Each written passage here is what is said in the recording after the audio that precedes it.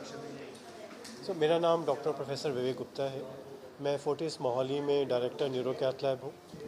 आज हम जिस चीज़ के लिए प्रेस मीट की है वो है एक नई टेक्नोलॉजी, एक नई अप्रोच स्ट्रोक के पेशेंट्स को ट्रीट करने के लिए, जिसे हम direct to cath lab approach का हमने नाम दिया। Direct to cath lab approach क्या है कि सस्पेक्टेड स्ट्रोक का पेशेंट इमरजेंसी में आया, क्लिनिकली हमें लगा वो स्ट्रोक है, डायरेक्टली उसे हम कैथ लैब ले गए नस खोलने के लिए, ब्रेन की नस को ब्लॉकेज खोलने के लिए, विदाउट गोइंग टू रेडियोलॉजी। कैसे वो पॉसिबल है? एक नई टेक्नोलॉजी जो फोर्टिस मोहाली ने एक्वायर किया है, जिसे biplane neuro cath lab with flat panel CT बोलते हैं। इसमें हम कैथ लैब का काम तो करते ही हैं, साथ में सीटी स्कैन कर सकते हैं। वो सारे स्ट्रोक के पेशेंट जो पहले इमरजेंसी से रेडियोलॉजी में जाते थे, सीटी स्कैन या एमआरआई कराते थे, डिसीजन होता था, फिर पेशेंट कैथ लैब जाता था, अब वो स्टेप हटा दिया बीच से। पेशेंट इमरजेंसी में अगर स्ट्रोक का है और ट्रीटमेंट उसको चाहिए तो हम डायरेक्टली कैथ लैब ले जाके सीटी उसी मशीन में करके, और अगर ज़रूरत है तो वहीं पे ट्रीटमेंट स्टार्ट कर सकते हैं, जिससे हम ऑलमोस्ट पौने घंटे से 1.5 घंटे तक सेव कर सकते हैं।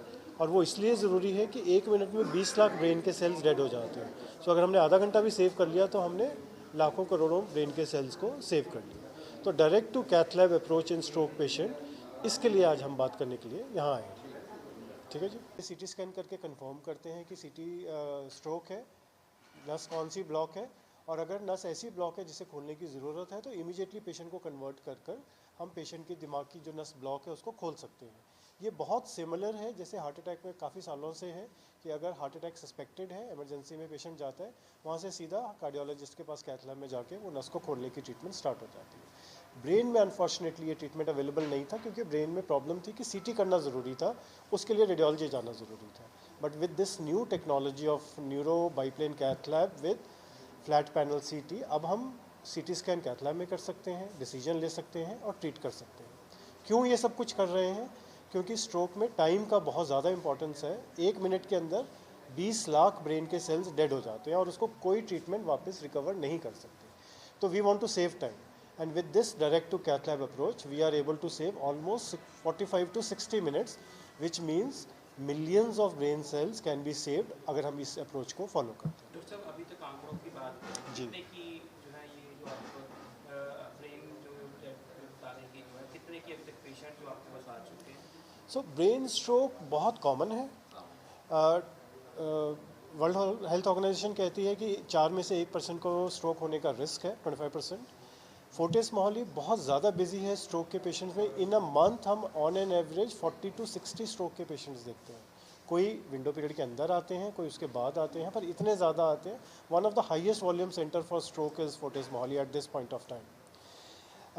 ये जो पेशेंट्स हैं कितनी जल्दी आए उस पर डिपेंड करता है कि उनको ये जो ट्रीटमेंट जिसकी हम बात कर रहे हैं वो दिया जा सकता है कि नहीं, क्योंकि इसकी आउटर लिमिट है। 24 घंटे के बाद ये ट्रीटमेंट नहीं दे सकते। जो एक टीके का इंजेक्शन होता है उसको हम 4.5 घंटे तक दे सकते हैं। ब्रेन के अंदर जाके जो नस खोलते हैं उसको मैकेनिकल थ्रोम्बेक्टमी बोलते हैं, वो हम 24 घंटे तक दे सकते हैं। और आपको भी मालूम है कि पेशेंट पहले भटकते हैं, उनको डायरेक्शन नहीं मिलती, वो 2-3 हॉस्पिटल जाते हैं, जब तक हमारे पास आते हैं वो ऑलरेडी लेट हो चुका होता है। बट क्योंकि बहुत ज़्यादा वॉल्यूम से पेशेंट्स आते हैं, जस्ट फॉर एग्जांपल अभी रात को I have done 2 patients back to back. I was in the hospital from रात के 12 बजे से सुबह के 8 बजे तक। इतना वॉल्यूम है कि कभी कभी 2-2 पेशेंट साइमल्टेनियसली आते हैं, जिनको हमें एक के बाद एक ट्रीट करना पड़ता है। सर, जैसे अभी हाल ही में जो जुगंदारों की बात करें, जो कि फोर्टिस में ही थे, उनकी ब्रेन डेड की बात की जा रही थी, तो उस वहाँ पर भी क्या ये ट्रीटमेंट दिया गया था? नहीं, वो अलग चीज़ है। हम ब्रेन डेड की बात कर रहे हैं स्ट्रोक के रिलेशन। कॉन्टेक्स्ट समझना ज़रूरी है। ब्रेन डेड तो बहुत सारी चीज़ों की वजह से हो सकता है, पर वो हमारे बड़े फेवरेट सिंगर थे, इसलिए सभी का बड़ा इंटरेस्ट था उस स्टोरी में जब वो थे। सारे हमारे मीडिया के लोग फोर्टिस में थे, पर वो चोट लगने की वजह से थे। ठीक है, तो मेरे अंडर नहीं थे, I was not treating him. But वो चोट वाला केस था। चोट के केसेस में अलग तरह से ब्रेन रिएक्ट करता है। वो उसमें और इसमें कोई सिमिलैरिटी नहीं है। ऑब्वियसली ये ट्रीटमेंट का वहाँ कोई मतलब नहीं है।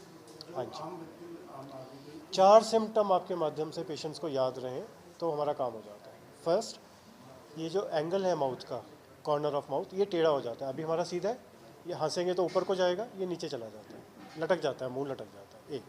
दूसरा, हाथ या बाजू में एकदम से अचानक से पैरालाइज होना। मैं बात कर रहा हूँ, मेरा हाथ ऐसे गिर जाए, या चल रहा हूँ, पैर जोर ना खाए और गिर जाए, पर अचानक से, suddenly with in matter of seconds और मिनट्स। तीसरा, स्पीच, मैं बोल रहा हूँ, क्लियर शब्द है, आप सुन रहे हैं, आपको समझ आ रहे हैं, स्पीच समझना बंद हो जाए या बोलने में दिक्कत आ जाए, या मैं ऐसे बोलूँ जैसे स्लरिंग हो रही है, ड्रिंक करने के बाद कुछ लोग करते हैं, स्लर्ड हो जाते हैं, वॉइस वर्ड्स मिस हो जाते हैं, तो ये 3 सिम्टम्स हैं। ये 3 मेजर सिम्टम हैं, पैरालाइज होना सडनली, स्पीच का ख़राब हो जाना या मुंह का टेढ़ा हो जाना। इसको हम याद रखते हैं फास्ट से, face, arm, speech, time, FAST। तो ये 3 मेजर लक्षण हैं जो कि 80-90% पेशेंट में हमें दिखते हैं। सर अगर कोई पहले हो चुका है, जैसे आई विजन का अगर प्रॉब्लम है, अगर वही चीज़ रिपीट होता है नेक्स्ट टाइम अगर स्ट्रोक होने के बाद आफ्टर 4-5 इयर्स या कुछ और हो सकता है? नहीं, स्ट्रोक दोबारा भी हो सकता है। जब दोबारा स्ट्रोक होगा तो सेम सिम्टम्स आ सकते हैं, आप आई विजन वाला? अब आ सकते हैं, सेम भी आ सकता है, डिपेंड करता है दिमाग का कौन सा हिस्सा इफेक्ट हुआ है। अगर बार बार एक ही हिस्सा इफेक्ट हो रहा है, पहली बार ट्रीटमेंट नहीं हो पाई, तो सेम सिम्टम्स भी आ सकते हैं। फॉल्स बात है जो स्पाइनल कॉर्ड से कनेक्टेड है, हाँ जी। उससे आई विजन का जो इशू आ चुका है, तो क्या वही उससे सेकंड ट्रीटमेंट कैसे होता है पेशेंट का? अगर एक वो क्या होता है कि स्ट्रोक क्योंकि ट्रीट होता नहीं, हमारे यहाँ बहुत सारे पेशेंट एक बार पैरालाइज हो गए या जैसे आप बता रहे हैं सिम्टम्स आ गए, खून पतला करने के लिए एस्प्रिन दे दिया और काम चल पड़ा।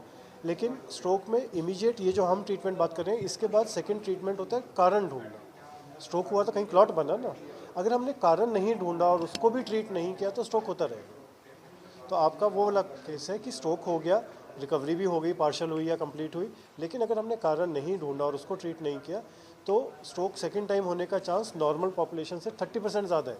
अगर एक बार स्ट्रोक हो गया, सेकंड स्ट्रोक होने का चांस 30% ज़्यादा है, until unless you find out the cause. उसको ट्रीट कैसे किया जाता है? वैसे जैसे फर्स्ट टाइम स्ट्रोक होता है वैसे ट्रीटमेंट? बिल्कुल वैसे ही ट्रीट किया जाता है, वो फ्रेश स्ट्रोक माना जाता है, और अगर उसकी सिविरिटी इतनी है कि ट्रीटमेंट वारंट करती है तो ट्रीट किया। अगर सीनियर सिटीजन हो, अगर ऑपरेट नहीं कर सकते हो तो स्पाइनल कॉर्ड फॉल्स का पार्ट पैरालाइज हो सकता है, ऐसा कुछ है? नहीं, इसमें अच्छी बात क्या है कि ये मिनिमली इन्वेजिव ट्रीटमेंट है। मिनिमली इन्वेजिव मतलब पेशेंट को क्या तकलीफ है, इतना सा छेद है 2 मिलीमीटर का जो यहाँ पे या यहाँ करते हैं, दैट्स इट, कोई ब्लड लॉस नहीं है। So age is immaterial. 80-85 years तक तो हम रूटीनली करते हैं। जनरली 85 ईयर्स के बाद थोड़ा सा हम सोचते हैं, बिकॉज एक लाइफ एक इतना सर्कल हो चुका है, उसके बाद पेशेंट को तकलीफ देना, एक्सपेंस करना, तो थोड़ा सा हम हिचकते हैं। लेकिन अगर पेशेंट प्रिजर्व्ड है, अगर फंक्शनल है पेशेंट, कहीं भी 90 साल के लोग भी गोल्फ खेलते हैं चंडीगढ़ में, तो अगर पेशेंट प्रिजर्व है, डे टू डे लाइफ कर पा रहे हैं, तो एज इज़ नो बार।